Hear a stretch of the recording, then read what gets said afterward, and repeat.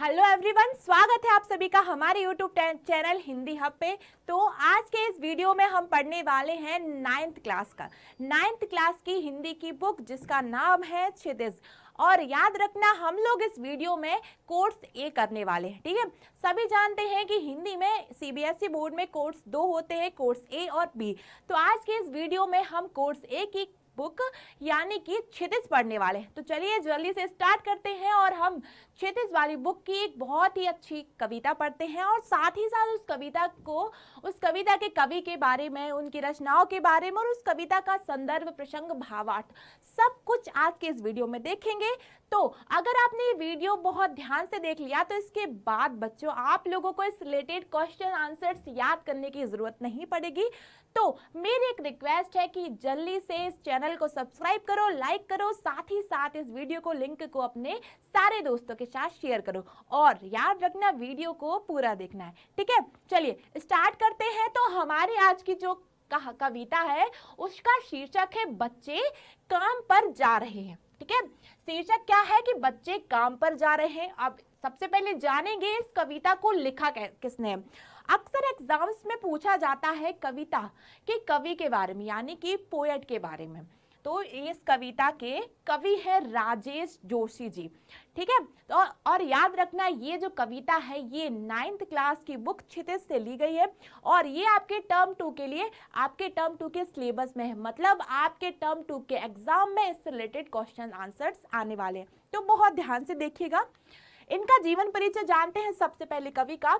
कवि और लेखक राजेश जोशी का जन्म मध्य प्रदेश के नरसिंहगढ़ जिले में 1946 में 1946 में हुआ था। याद रखना, कवि के बारे में आप पढ़ रहे हैं तो कवि, उनका जन्म कब हुआ, उनकी रचनाएं कौन कौन सी, ये सब आपको जानना है। जोशी साहित्य अकादमी द्वारा पुरस्कृत हिंदी साहित्यकार है। मतलब कि हमारे जो हिंदी का जो भी राइटर होते हैं, जो हिंदी में लिखते हैं, उनके लिए एक बहुत बड़ा अवार्ड दिया जाता है, बहुत बड़ा सम्मान दिया जाता है उसे। और उनको वो अवार्ड दिया गया था साहित्य अकादमी पुरस्कार, जो हमारे हिंदी साहित्य का एक सबसे बड़ा पुरस्कार है। चलिए अब जानते हैं उनकी रचनाएं के बारे में। प्रमुख कृतियां मतलब की रचनाएं। कविता संग्रह एक दिन बोलेंगे पेड़, उनकी कविताएं हैं। एक दिन बोलेंगे पेड़, मिट्टी का चेहरा, नेपथ्य में हंसी और दो पंक्तियों के बीच। और उनकी कहानियां हैं। कहानी संग्रह मतलब उनकी कहानियां। सोमवार और अन्य कहानियां, कपिल का पेड़, 3 नाटक, जादू जंगल, अच्छे आदमी, टंकारा का गाना आदि। तो ये सब लेखक की रचनाएं हैं। याद रखना, आपको कविता के कवि के बारे में जानना है, उनकी रचनाओं के बारे में, उनका जन्म कब हुआ, ये सब बातें आपको जाननी बहुत जरूरी है। चलिए अब बात करते हैं इस कविता के संदर्भ की। तो याद रखना, इस कविता का संदर्भ होगा प्रस्तुत पंक्तियां हमारी पाठ्य पुस्तक क्षितिज भाग 2 से ली गई हैं, जिसके लेखक राजेश जोशी जी हैं। ठीक है, अब आते हैं बात प्रसंग। अब आपके दिमाग में क्वेश्चन आया होगा, प्रसंग क्या होता है। ये अक्सर परीक्षाओं में पूछा जाता है कि संदर्भ प्रसंग सहित व्याख्या कीजिए। प्रसंग मतलब कि उस कविता में कवि ने क्या बताया, उस कविता में कवि ने किसके बारे में बात की है। तो इस कविता में कवि ने बच्चों की बाल मजदूरी के बारे में बात की है कि किस तरीके से छोटे छोटे बच्चे आज जब उनको पढ़ना चाहिए वो आज काम पर जा रहे हैं, बाल मजदूरी कर रहे हैं। ठीक है, चलिए अब जल्दी से इस कविता को पढ़ते हैं और इस कविता के भावार्थ को भी समझेंगे। लिखा है, कोहरे से ढकी सड़क पर बच्चे काम पर जा रहे हैं। सुबह सुबह बच्चे काम पर जा रहे हैं। कोहरे से ढकी सड़क पर बच्चे काम पर जा रहे हैं। सुबह सुबह बच्चे काम पर जा रहे हैं। हमारे समय की सबसे भयानक पंक्ति है यह। हमारे समय की सबसे भयानक पंक्ति है यह। भयानक है इसे विवरण की तरह लिखे जाना। और सबसे ज्यादा भयानक है इसे एक विवरण की, एक घटना की तरह लिखा जाना। इसे सवाल की तरह लिखा जाना चाहिए। काम पर क्यों जा रहे हैं बच्चे। ठीक है, तो इस कविता को पढ़ के समझ तो आ गया होगा कि इसमें क्या बात हो रही है। बच्चों की बाल मजदूरी के बारे में बात हो रही है कि सुबह सुबह जब चारों तरफ कोहरा पड़ा हुआ है, इतनी सर्दी हो रही है, इतनी सर्दियों में भी ये छोटे छोटे बच्चे काम पर क्यों जा रहे हैं।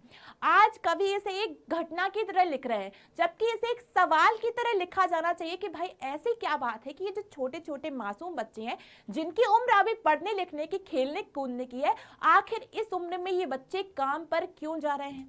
ठीक है। इसका भावार्थ है, इसमें लिखा है, कवि कहते हैं कि सुबह सुबह की कड़ाके की ठंड में जब पूरी सड़क कोहरे से ढकी है, उस समय भी ये बच्चे काम पर जा रहे हैं।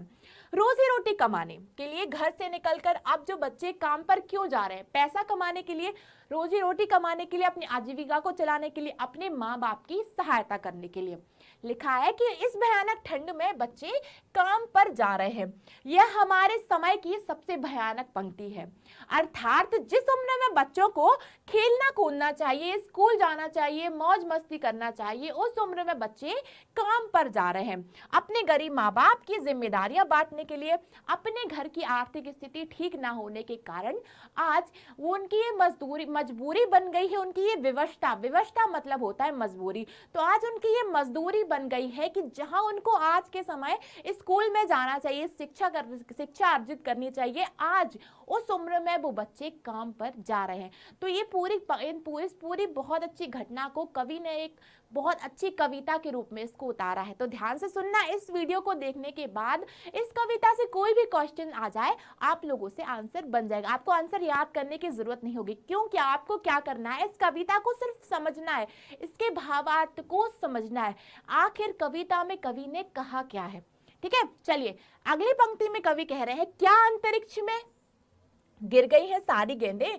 क्या सारी गेंदें अंतरिक्ष में गिर गई हैं? क्या दीमकों ने खा लिया है सारी रंग बिरंगी किताबों को?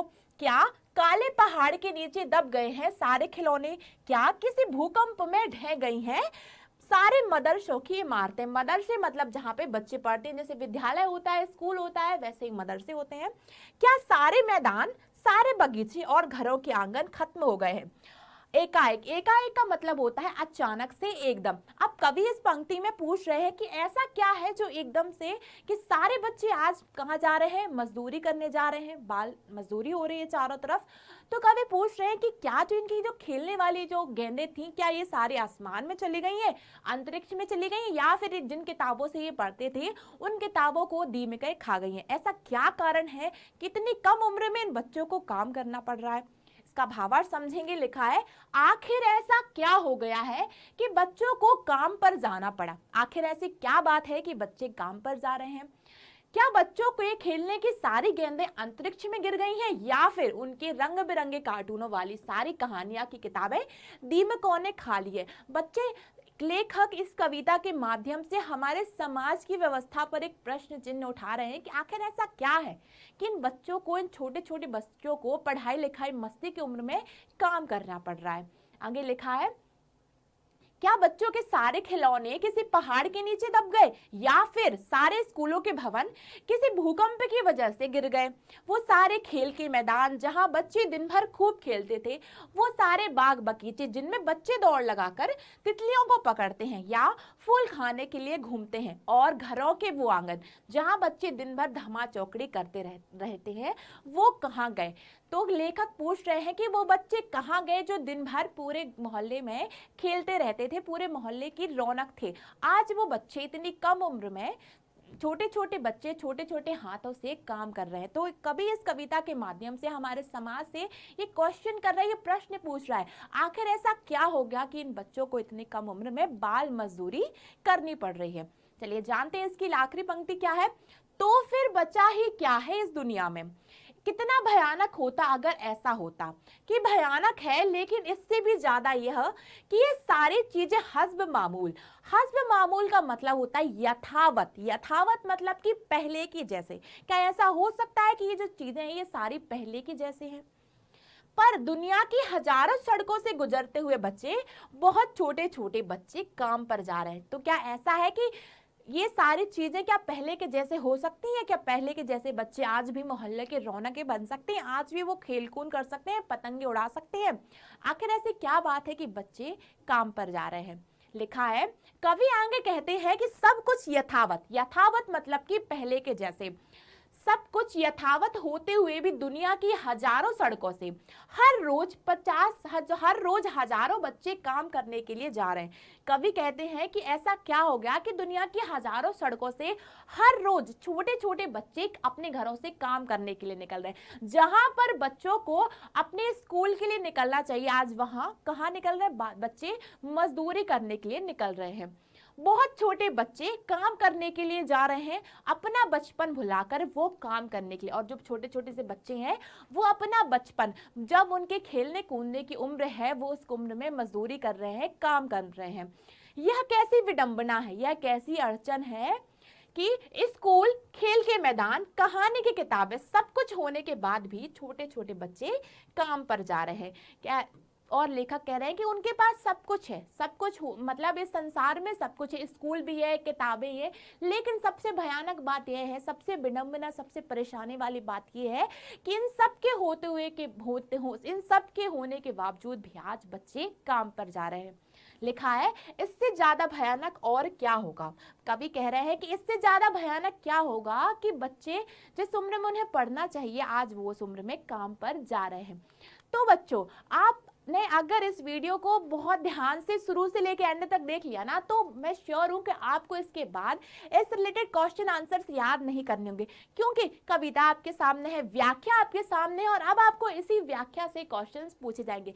याद रखना, ये जो कविता है, बच्चे काम पर जा रहे हैं, ये सीबीएसई टर्म 2 के सिलेबस में, यानी आपके टर्म 2 के एग्जाम में ये कविता आने वाली है। तो अगर आपने अभी तक इस चैनल को सब्सक्राइब नहीं किया है तो जल्दी से चैनल को सब्सक्राइब करो, साथ ही साथ अपने सारे दोस्तों के साथ इस वीडियो की लिंक को शेयर करो। तब तक अपना ध्यान रखो। Bye bye, take care.